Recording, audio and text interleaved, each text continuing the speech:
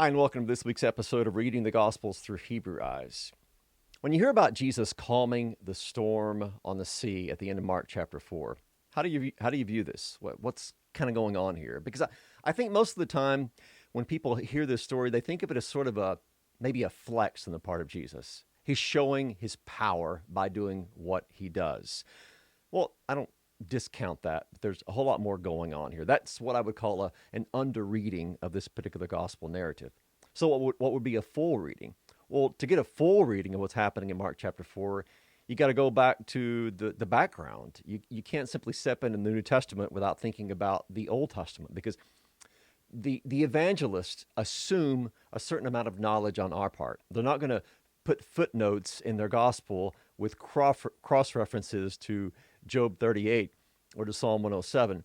They simply expect us as their intended audience to have a certain knowledge of the biblical narratives and the prophets and the Psalms so that we can carry that knowledge into their writings and on the basis of this read more fully exactly what's going on with Jesus when he's performing miracles, whatever those miracles might be, or whether he's in a certain location, the geographical pregnancy, if you will, of that location as we see it from the Old Testament.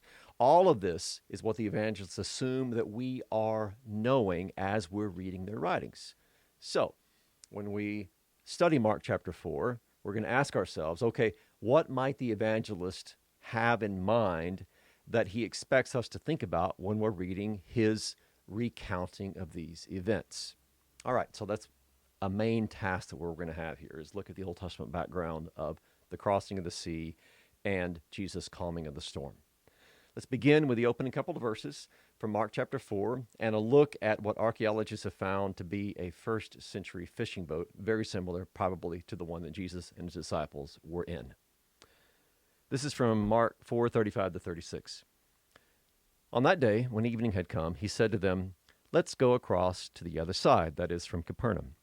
And leaving the crowd, they took him with them in the boat, just as he was. That is, he'd already been sitting in the boat because he'd been teaching in all the verses leading up to this, as we see in Mark 4, verse 1. And there were other boats with him. Now, that was a picture of the first century fishing boat that archaeologists have found. This is another picture of that particular boat, another angle. And as you can see, it's fairly well preserved. This was found in 1986 on the northwest shore of the Sea of Galilee.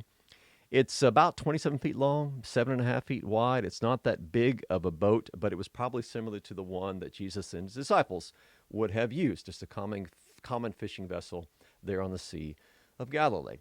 Speaking of the Sea of Galilee, this is an aerial view of that sea, just to kind of put things in perspective, because I think sometimes it's hard for us to kind of think of how small or how large this is.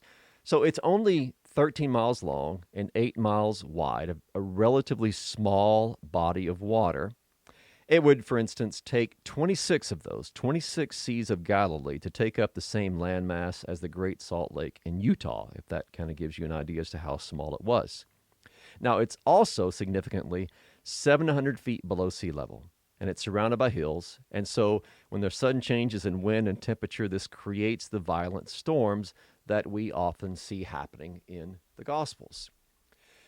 Now, one more thing to kind of keep in mind as we go through this is that what's about to happen is a display on the part of Jesus showing his exousia, which is the Greek word for power or authority. Now, we've seen this happen in a number of different ways already in the Gospel of Mark, if you're reading those first 4 chapters leading up to this. So we've seen Jesus displaying his exousia while he performs miracles of healing and he casts out demons. But we're going to see it next, the first time, where he performs what's called a nature miracle. He's going to calm the sea.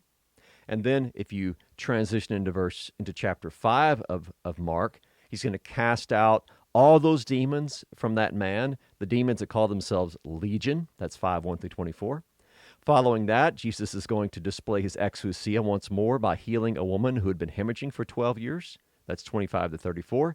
And then finally, he's going to display his exousia by raising the daughter of Jairus back to life again. That's 21 through 24 and 35 through 43. All of these are different ways that Jesus is revealing that he speaks and acts as one who has divine exousia, divine authority, divine power, and he's exercising that on behalf of other people. That's an important point to keep in mind. Every miracle that Jesus performs is not for himself, but for others.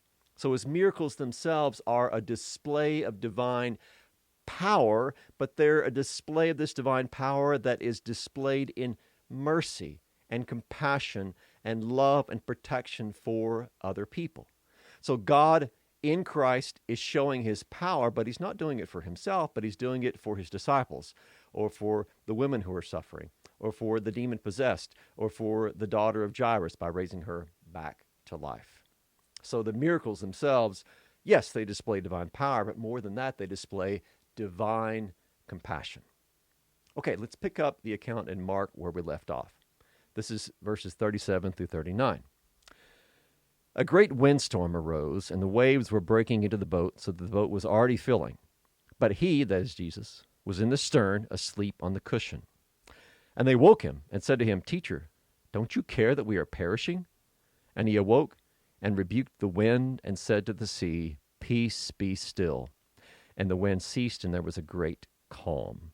Now, the reason I've called this from mega storm to mega calm is because if you look at that phrase, great windstorm and great calm in the Greek adjective that's used in both those cases to describe the windstorm and the calm is megale, which is a form of megas, from which we get our English word mega. So the great storm begins, and then the great calm ends this particular section. Now, as I've already said, one of the things that the evangelists want us to ask ourselves is, what in the Old Testament might we connect this with? Where are there storm stories? Where are there actions of Yahweh that are in some way similar to what's happening with Jesus and his disciples? Now, one of the first ones that probably comes to mind, because there's a number of parallels here, is that of Jonah. Now, if you go to Jonah chapter 1, verses 4 through 6, notice all the parallels, thematic and language parallels, that you have happening between Mark 4 and Jonah 1. God hurls a great wind upon the sea, or a mighty tempest on the sea, just like now a storm has fallen upon the Sea of Galilee. The ship threatened to break up in the case of Jonah, and of course you have a danger to the ship in Mark 4. The mariners were afraid in Jonah 1. The disciples are afraid in Mark 4. Jonah was fast asleep. Jesus was also fast asleep. And so the captain wakes him up and say, What do you mean, you sleeper? And he tells him to get up and call on his God. The disciples go to Jesus and say, Teacher, don't you get that we're perishing? And then Jesus gets up, and he doesn't pray, but instead he is going to speak divine authoritative words.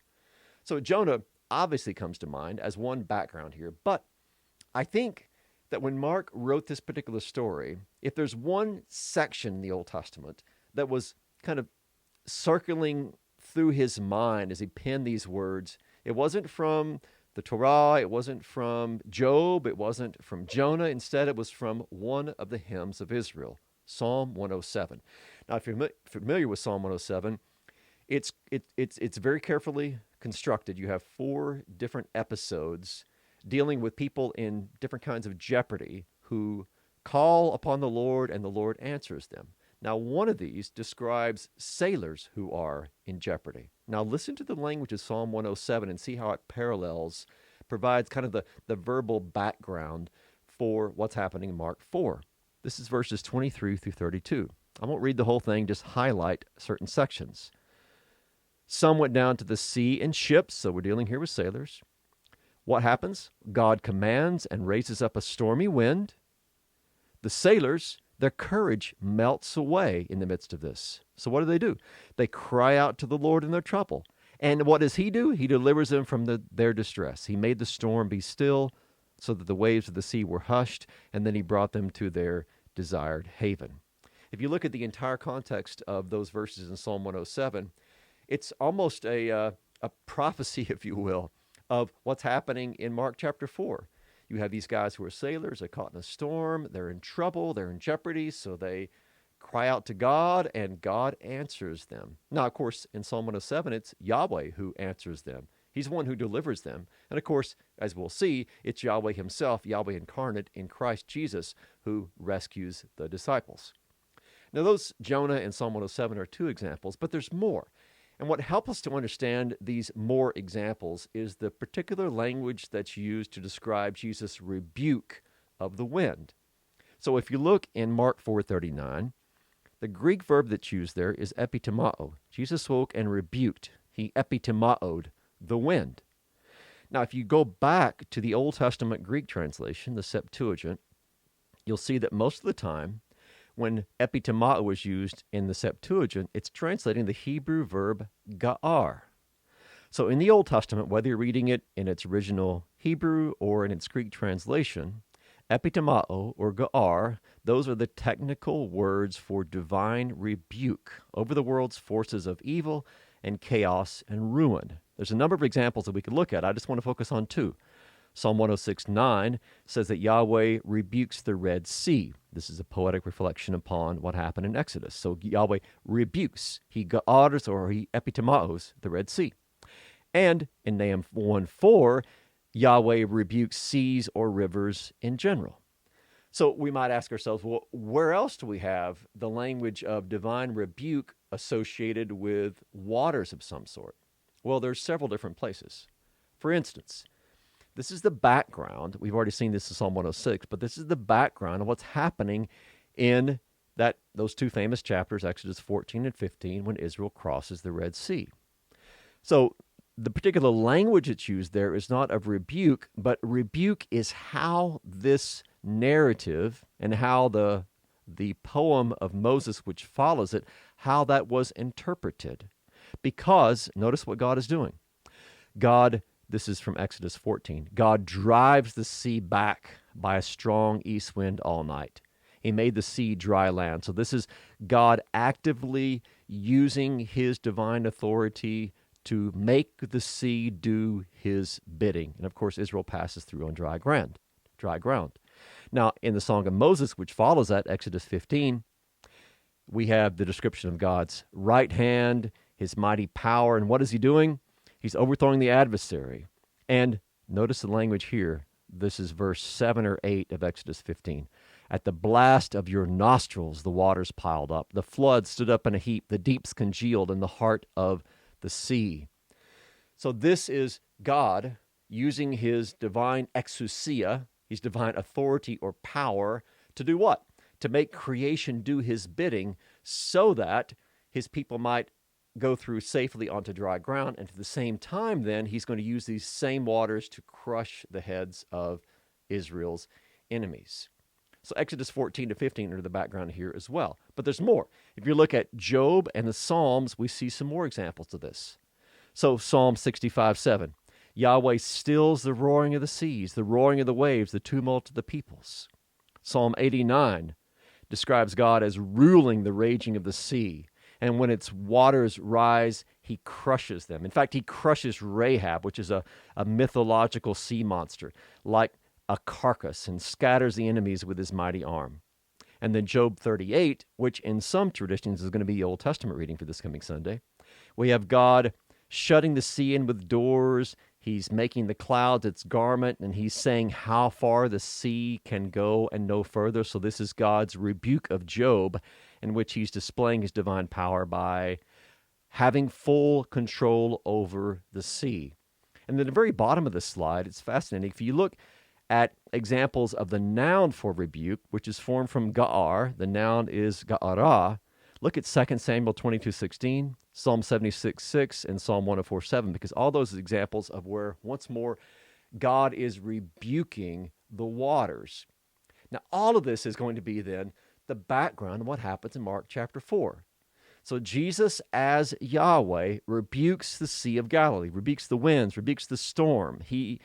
And this, then, is the culmination of all these various things happening from the Old Testament, from the crossing of the Red Sea, and we might add the crossing of the Jordan, to Jonah asleep on the boat during the storm, to Yahweh's rule of the sea in Job and Psalms, to the sailors in the storm in Psalm 107. All of this is the background for what Jesus does. When he stands up, he's awake, and he opens his mouth in order to speak with divine exousia and bring calm where before there had been a storm, to bring peace where before there was chaos.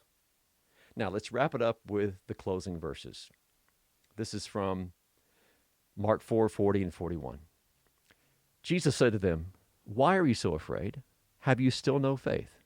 And they were filled with great fear and said to one another, "Who then is this, that even the wind and the sea obey him?" Well, who is this? This is, first of all, the prophet who's greater than Jonah, because he doesn't need to call upon God, because he himself speaks authoritative words, because he himself is God. Who is this? He's the incarnate Word, by whom the winds and the waters were created, and who still obey his creative voice. And he's Yahweh himself, who rebuked the Red Sea for the 12 tribes of Israel to pass over, and now rebukes the Sea of Galilee for his 12 disciples to pass over to the other side.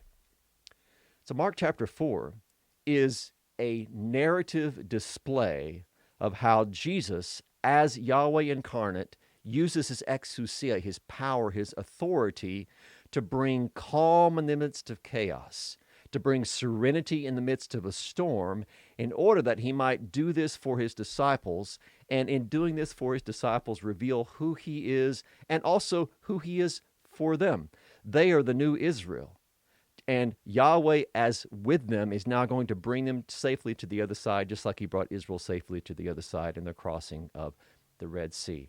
So in just a few verses, you have sections from Exodus 14 and 15, echoes of creation in Genesis 1, Job 38, Psalm 107, and all those other psalms and prophets which describe God's rebuke of the elements of nature in order to do good for his people. All of that is then compressed into these few lines from Mark chapter 4 to reveal that Jesus is both our Lord and our God.